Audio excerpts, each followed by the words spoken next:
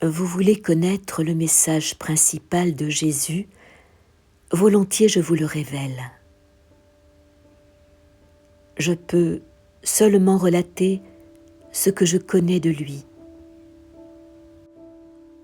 Notre Maître et bien-aimé ne vécut que 3 saisons de prophète. Ce furent le printemps de son chant, l'été de son extase et l'automne de sa passion. Et chaque saison comptait 1000 ans. Le printemps de son chant s'écoula en Galilée. Ce fut là qu'il réunit ses disciples autour de lui. Et ce fut sur les rives du lac bleu que, pour la première fois, il parla du Père, ainsi que de notre délivrance et de notre liberté.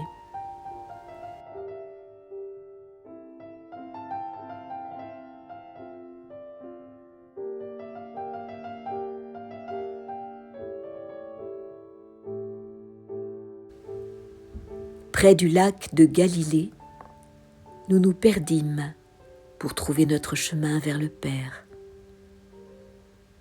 Oh, combien petite et infime était cette perte qui se transforma en un tel grain. Ce fut là que les anges chantèrent à nos oreilles et nous convièrent à quitter les terres arides pour le jardin du désir du cœur. Il parla des champs et des pâturages verdoyants, ainsi que des versants du Liban où le lys blanc ne se soucie pas des caravanes qui passent dans la poussière de la vallée. Il nous parla de l'églantier sauvage qui sourit au soleil et livre son encens à la brise qui passe. Et il disait: le lys et l'églantine ne vivent qu'1 jour, mais ce jour est une éternité vécue dans la liberté. Un soir, comme nous étions assis près d'un cours d'eau, il nous dit: regardez ce ruisseau et écoutez sa mélodie. À jamais, il doit chercher la mer. Et bien que ce soit une quête pour toujours, il chante son mystère de midi à midi. Puissiez-vous chercher le Père comme le ruisseau cherche la mer. Puis vint l'été de son extase, et son amour brûlait pour nous de toutes les ardeurs du mois de juin. Alors il ne parla plus que d'autrui, le prochain, le compagnon de route, l'étranger et nos camarades d'enfance. Il parla du voyageur qui se rend de l'Orient en Égypte, du laboureur qui rentre chez lui le soir avec ses bœufs, de l'hôte inattendu, conduit par la semi-obscurité jusqu'à notre porte.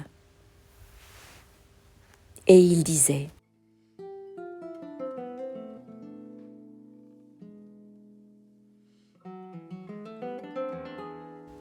votre prochain est votre moi inconnu, rendu visible. Son visage doit se refléter dans vos eaux plates, et si vous y fixez votre regard, vous devrez y voir votre propre figure. Si vous êtes attentif la nuit, vous devrez l'entendre parler, et ses paroles devront être les battements de votre propre cœur. Soyez envers lui ce que vous aimeriez qu'il soit envers vous. Telle est ma loi.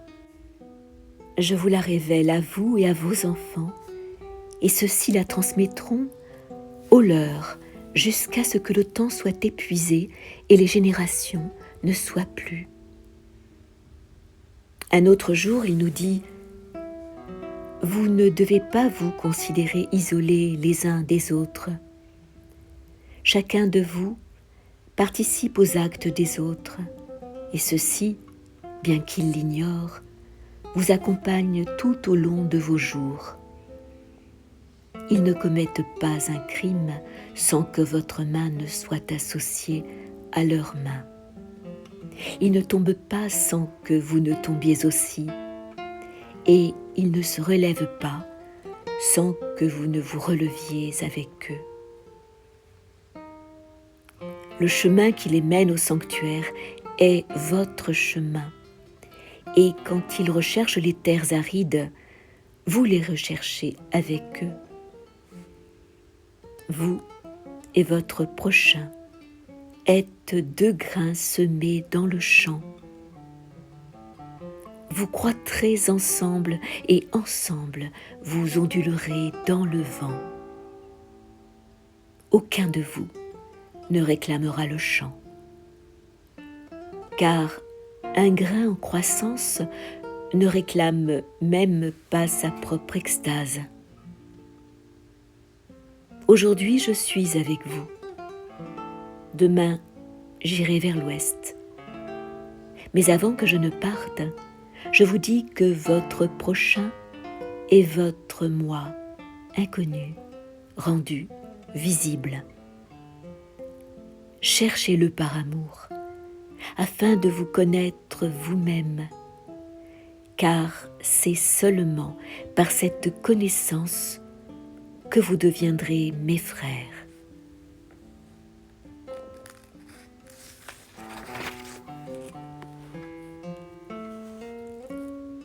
Puis vint l'automne de sa passion, et il nous parla de liberté, comme il l'avait fait en Galilée, au printemps de son chant.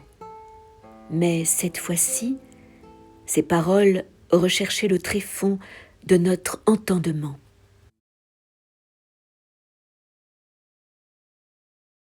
Il parla des feuilles qui ne chantent que lorsqu'elles sont emportées par le vent. Et il parla de l'homme comme d'une coupe que l'ange qui servait la messe ce jour-là remplit pour étancher la soif d'un autre ange. Toutefois, que cette coupe soit vide ou pleine, elle restera cristalline sur la table du Très-Haut. Il dit : vous êtes la coupe et vous êtes le vin. Buvez de vous-même jusqu'à la lie, sinon, souvenez-vous de moi, et votre soif sera étanchée.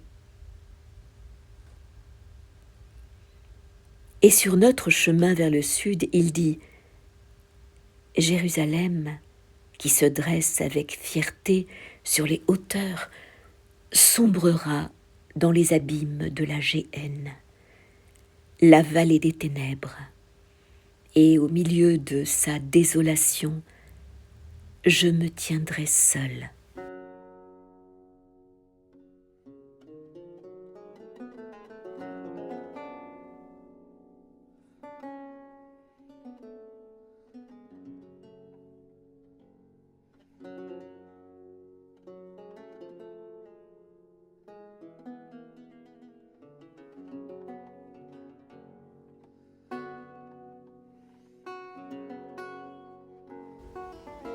Le temple s'écroulera, réduit en poussière, et autour de son portique, vous entendrez les cris des veuves et des orphelins. Et les hommes, dans leur hâte de fuir, ne reconnaîtront plus le visage de leurs frères, car l'effroi planera sur eux.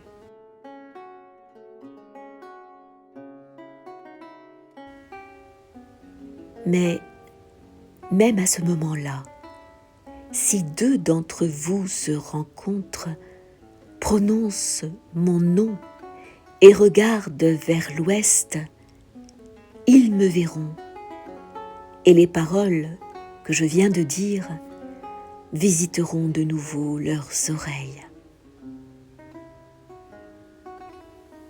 Et lorsque nous atteignîmes la colline de Béthanie, il dit : allons à Jérusalem. Cette cité nous attend. J'entrerai par la porte, à dos d'ânon, et je parlerai à la foule. Nombreux sont ceux qui voudraient m'enchaîner, et nombreux sont ceux qui voudraient éteindre ma flamme. Mais dans ma mort, vous trouverez la vie, et vous serez libres.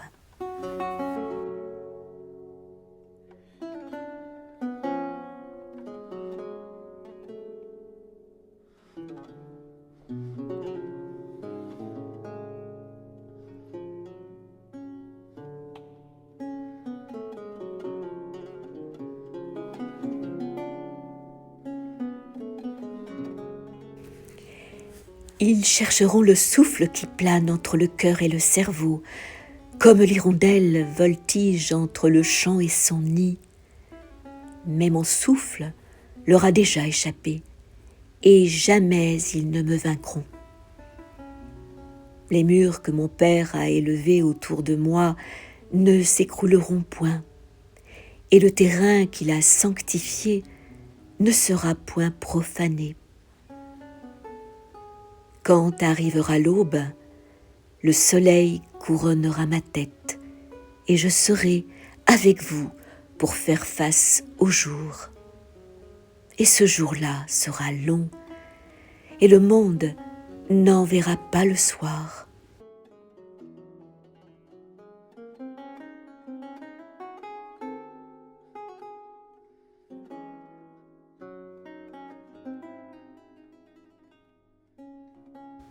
Les scribes et les pharisiens disent que la terre est assoiffée de mon sang.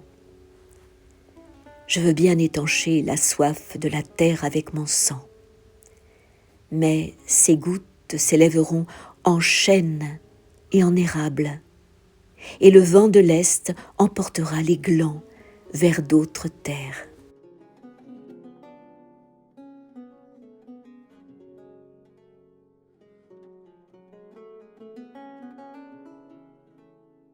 Puis il dit, « La Judée veut avoir un roi, et elle veut marcher contre les légions de Rome. Je ne serai pas son roi. » Les diadèmes de Sion furent taillés pour de moindres fronts, et l'anneau de Salomon est étroit pour ce doigt. Regardez ma main. Ne voyez-vous pas qu'elle est trop forte pour tenir un sceptre et trop musclée pour brandir une épée ordinaire?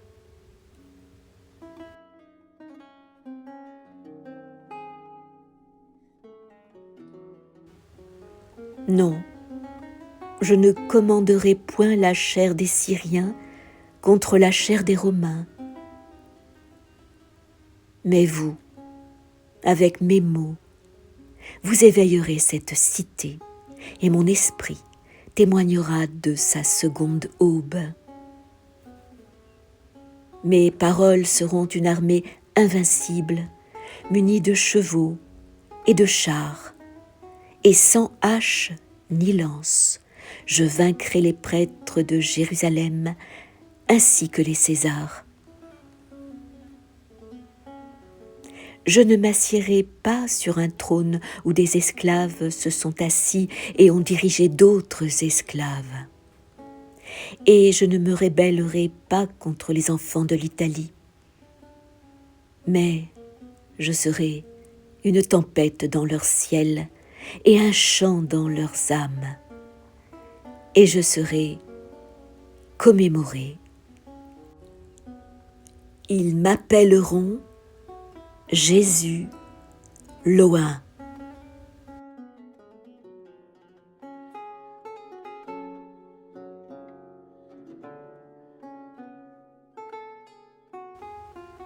Non, non, je ne commanderai point la chair des Syriens contre la chair des Romains. Mais vous, avec mes mots, vous éveillerez cette cité, et mon esprit témoignera de sa seconde aube.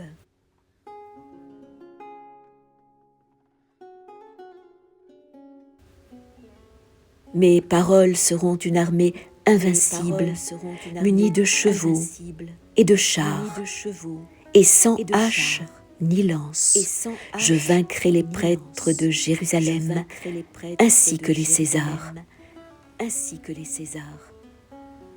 Je ne m'assiérai pas sur un trône où des esclaves se sont assis et ont dirigé d'autres esclaves. Et je ne me rébellerai pas contre les enfants de l'Italie, mais je serai une tempête dans leur ciel et un chant dans leurs âmes, et je serai commémoré. Ils m'appelleront Jésus Loin.